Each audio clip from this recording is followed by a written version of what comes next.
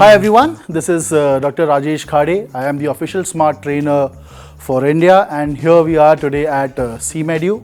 SMAART is the only institute in the country right now to have a SMAART educational partnership, and as a part of this partnership we are conducting a few trainings for SMAART, and today was the first of them.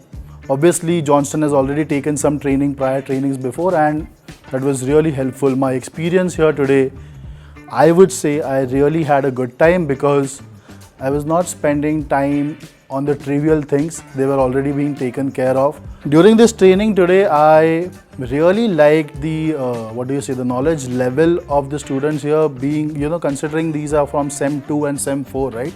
Considering these are from SEM 2 and SEM 4 students, they had a really good understanding of the fundamentals, and that's why it was very easy for me also to kind of start building on it. And a big thank you to SMAART for organizing something like this and really taking a step in educating people and spreading this knowledge about systems and SMAART to the youth, which is definitely going to make a big difference in the coming future.